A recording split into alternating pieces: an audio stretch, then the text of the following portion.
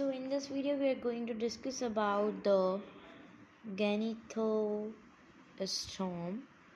What it is. It is a super class. As you guys all know, in the previous video we have discussed about the phylum vertebrate, and in phylum vertebrate we classified that into the two super classes. Okay, first super class was Agnatha. Okay, and second were this one gnathostome. So if we talk about the gnathostome, this is our today's topic, which is a super class. Okay, in the previous video we have discussed about the classification of chordata. In that we discussed about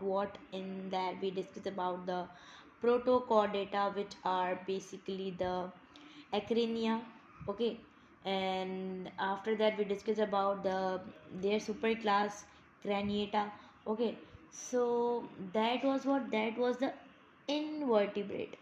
And in vertebrate we discussed about the first superclass, that was agnatha. Now we are going to discuss about the second superclass of the vertebrate, that is what gnathostomata. First of all, the gnathostomata is divided into two superclasses. First is the superclass Pisces. Okay. Second is the superclass Tetrapoda. So if we talk about the superclass Pisces, in which fishes are there, and if we talk about this, so in which mammals, apes, and these all are there. Okay. So the fishes, when Pisces is basically the largest group of the chordata. Okay, so if we talk about the Pisces, so Pisces is basically divided into the two super classes. First one is the chondrichthyes. Second is the osteothyes.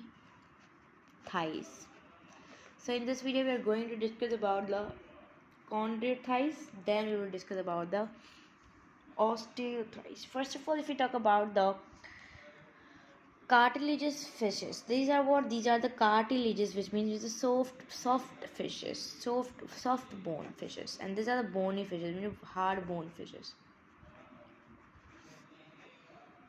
Okay, first of all, if we talk about the class, this is a vertebrate class, in which sharks, skates, rays, all the animals are there.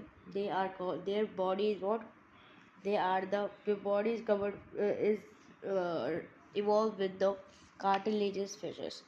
So they are having the flexible, they are having what they are the flexible endoskeleton, which means their skeleton is very flexible just because of the bones. Okay, because they are basically made up of what they are made up of what they are made up of the cartilages. Okay, rather than the bone.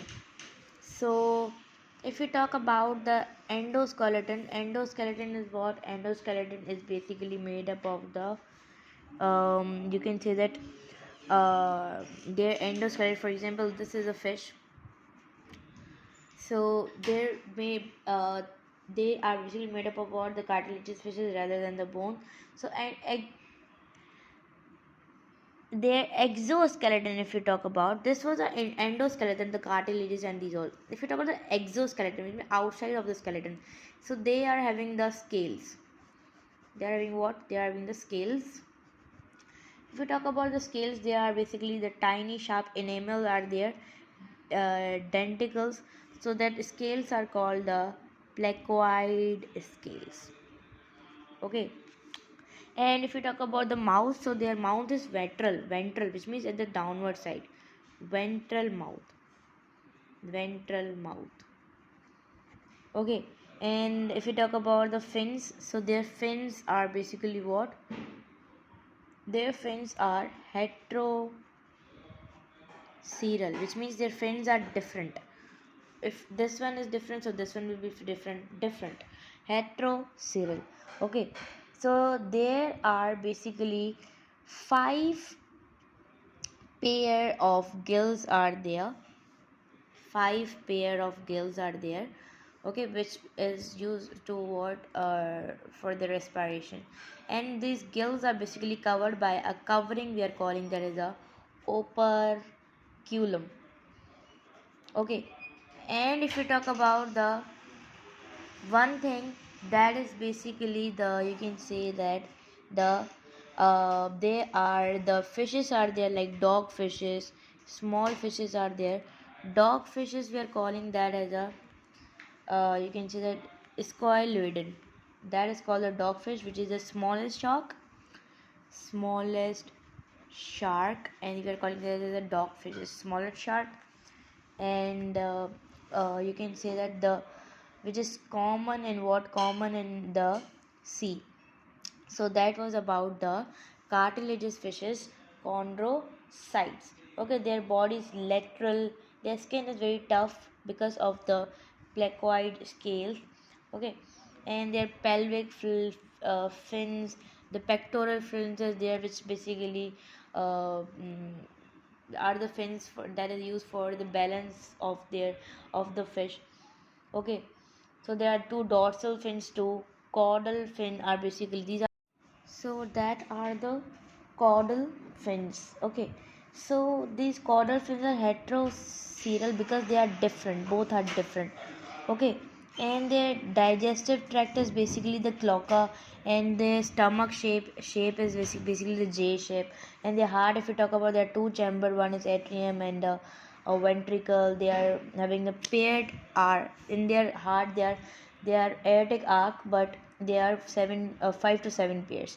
Okay, their both sexes are different. The swim bladder is basically absent, which is in which air is there for the buoyancy. Okay, and their gonads are paired. Okay, and they are mostly oviparous or viviparous. Okay, viviparous are basically like the egg inside the body, and it will be uh, like the human. And if you talk about the oviparous, yeah, oviparous. Oviparous, which means the birds are giving the eggs. So these are like that, both.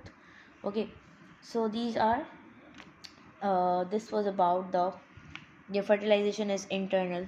So this was about the chondrichthyes. In the next video, we are going to discuss about the osteocytes.